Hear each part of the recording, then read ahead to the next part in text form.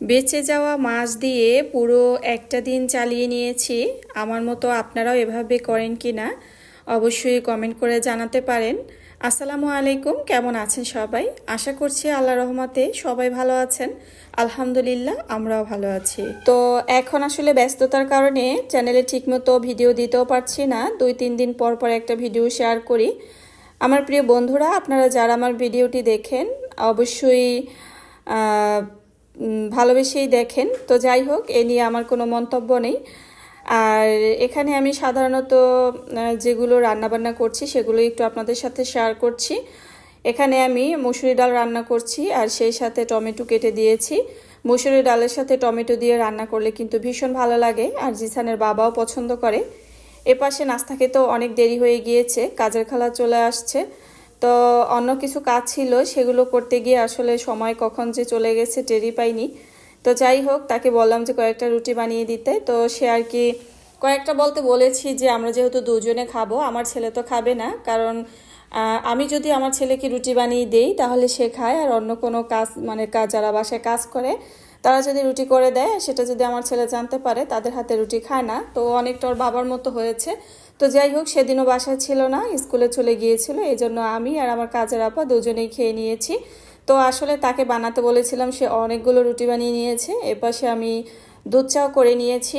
তো আমি আর আমার মানে যে কাজ করে আমরা দুজনে আর কি একসাথে বসে খাওয়া দাওয়া করেছি। এপাশে রান্নাবান্নাও চলছে এই আর কি। তো মুসুরি ডাল আর টমেটো দিয়ে রান্না করেছি, একটু ধনিয়া পাতা দিয়ে দিয়েছি। আর এপাশে আমি ফোড়নের জন্য একটু পেঁয়াজ দিয়ে দিয়েছি, সেই সাথে রসুন কুচি। তো রসুনটা একটু বেশি করেই দিয়েছি, আর পেঁয়াজটা আমি সবসময় কম দেই, কারণ ডাল বাগার দেওয়ার সময় অতিরিক্ত পেঁয়াজটা আবার জিসানের বাবা একটু কম পছন্দ করে। তো যার কারণে আমি তেলটাও চেষ্টা করি কমিয়ে দেওয়ার। আর ভিডিওতে যখন ভয়েস দিতে আসি তখন তো প্রিপারেশন নিয়ে আসি না যে এই ভিডিওতে এই কথা বলবো। মূলত যখন ভিডিওতে ভয়েস দেই তো মুখে আর কি যে কথা চলে আসে সেগুলোই বলে ফেলি। আর এই মুহূর্তে আমি ভিডিও দেখছি, ভিডিওতে ভয়েস দিচ্ছি, আর এখনই ভিডিও আপলোড করে দিব। এপাশে তো ডাল রান্না হয়ে গিয়েছে, আর এই তো বাগারও দিয়ে দিচ্ছি। তো যাই হোক, আমার মেয়ে আর ছেলে দুজনে এক রুমের ভিতরে আছে, তো তারা আবার অনেক সময় দুষ্টুমি করে।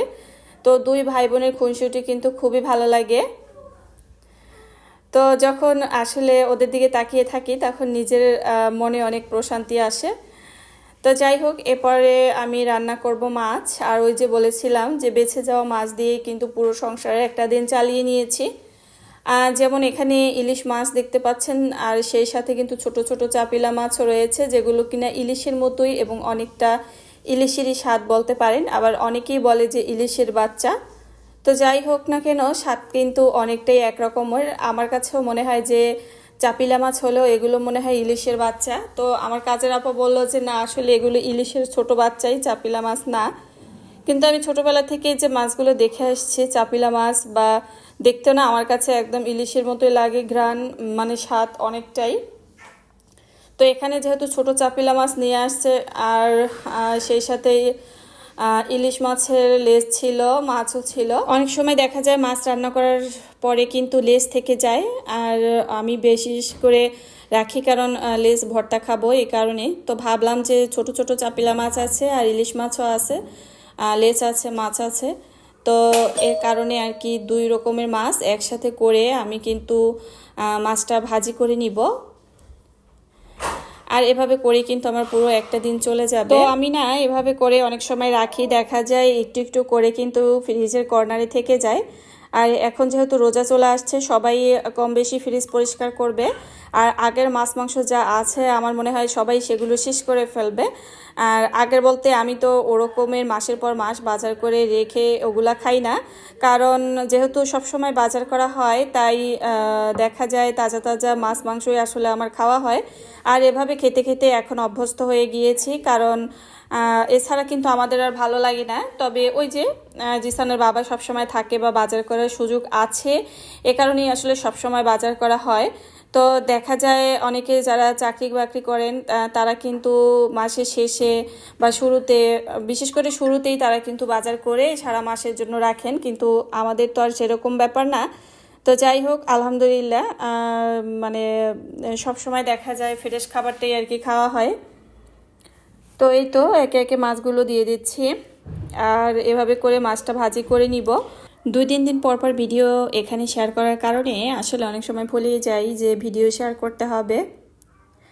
আর একটা সময় দেখা যেত ভিডিও না দিলে ভালো লাগতো না, প্রতিদিন দিতাম, আর প্রতিদিন না দিলেও চেষ্টা করতাম একদিন পর পরে ভিডিও শেয়ার করার।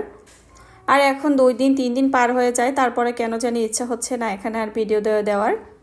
তো যাই হোক, এভাবে একে একে করে মাছগুলো উল্টে পাল্টে নিচ্ছি। আসলে এমনিতে দেখা যায় খুব সহজে মাছ উঠে যায়, এখান থেকে উঠেছিল, কিন্তু ক্যামেরা করার সময় না মনে হয় যেন কেমন একটা বাধা বাধা আসে। তো যাই হোক, এভাবে করে আর কি মাছটা আমি করে নিয়েছি, ভাজি করে নিয়েছি। তো এভাবে আর কি যে মাছটা একটু বড় সাইজের এবং আস্ত রেখেছি, ওটাকে মনে মনে আগে থেকে ভেবে রেখেছি যে গরম ভাতে এভাবে মাছটা ভাজি করে আমি নিজেই খেয়ে নিব। সত্যি আর যেই ভাবা সেই কাজ, বড় মাছটা যেটা ছিল সেটা কিন্তু আমিই খেয়েছি। তো যাই হোক, এখানে আমি আবার একটু শাক ভাজি করব। তো এটাকে আমরা কাঞ্চন শাক বলে থাকি, আর এখানে একটু আলু দিয়েছি, শাকটা ভাজি অনেক মজা হয়েছিল। আর দুপুরে গরম ভাতে তো শাক ভাজি খেতে সবাই কম বেশি পছন্দ করেন, আর আমিও খেয়েছি। জিসানের বাবা সবজির ক্ষেত্রে প্রশংসা একটু কমই করেন, তবে সেই দিন সে বলেছিল যে শাকটা ভাজিও কিন্তু অনেক মজা হয়েছিল, এই শাকটার নাম কি? তো তখন পুনরায় তাকে আমি আবার বললাম, যে শাক ভাজি যেহেতু ভালো লেগেছে, তুমি আবার নিয়ে আসবে নাকি? তো না বলাতে কিন্তু নিয়ে এসো না। তো যাই হোক, তার কাছে কিন্তু কোনো জিনিস ভালো লেগেছে এই কথাটা বলা যায় না, তাহলে বারবার সে সেটা আনতেই থাকে। তখন একটা সময় দেখা যায় কি বিরক্ত লাগে যে একটা জিনিস একবার খায়, 2বার খায়, বারবার খেতে তো আর সেই জিনিসটা ভালো লাগে না। তো যাই হোক, আসলে একটা সাধারণ যে রান্নাগুলো খুবই কিন্তু অসাধারণ খেতে। যেমন আমি টমেটো দিয়ে, ডাল দিয়ে, মুসুরি ডাল যে সেটা রান্না করেছি, আর এই মাছগুলো ভাজি করেছি, সেই সাথে শাক ভাজি করেছি। তো আলহামদুলিল্লাহ, যে মাছ, ডাল, শাক ভাজা এগুলো খুবই সাধারণ খাবার, কিন্তু অসাধারণভাবে তৃপ্তি পেয়েছি। খাবার খাওয়ার শেষে যদি তৃপ্তি পাওয়া যায়, তখন কিন্তু আল্লাহর কাছে আরও বেশি বেশি শুকরিয়া আদায় করতে ইচ্ছা করে। অনেক সময় দেখা যায় অনেকে অনেক ভালো ভালো খাবার খেয়েও তারা তৃপ্তি পায় না, কিন্তু আবার অনেক সময় দেখা যায় সাধারণ খাবারে কিন্তু পেট ভরে ভাত খাওয়া যায় এবং অনেক তৃপ্তি পাওয়া যায়। তো আসলে দেখা যায় কি তৃপ্তি পাওয়ার বিষয়টাই কিন্তু সবচেয়ে আসল। মনের শান্তি হচ্ছে বড় শান্তি, মূলত এটা হচ্ছে আসল কথা। খাবার খাওয়ার পরে যদি একটা তৃপ্তি আসে, তবে সেখানেই তো সার্থকতা, তাই না? তো যাই হোক, এভাবে একটু পেঁয়াজ দিয়ে আমি আবার মাছগুলোকে উল্টো পাল্টে আরও একটু ফ্রাই করে দিচ্ছিলাম। তো যেহেতু মুসুরি ডাল ছিল, আর মুসুরি ডালের সাথে ভাজা মাছ কিন্তু সত্যি অনেক মজাদার। তো এই তো মাছ ভাজি হয়ে গিয়েছে, আর এপাশে কিন্তু শাকও ভাজি হয়ে গিয়েছে। তবে শাকের কালার কিন্তু পরিবর্তন হয়নি, খুবই সুন্দর একটা কালার ছিল এবং খেতেও ভালো লেগেছিল। আমি আবার শাকটাতে একটু রসুন কুচি বেশি করেই দিয়েছি। আমার ছেলে তো সবজির কাছে তেমন একটা যায় না, আর আমরা হাজব্যান্ড ওয়াইফ দুজন, আর মেয়ে তো একেবারেই ছোট, সে তো এগুলো খাবে না। তো যাই হোক, দুজনে খেয়ে নিয়েছি আলহামদুলিল্লাহ।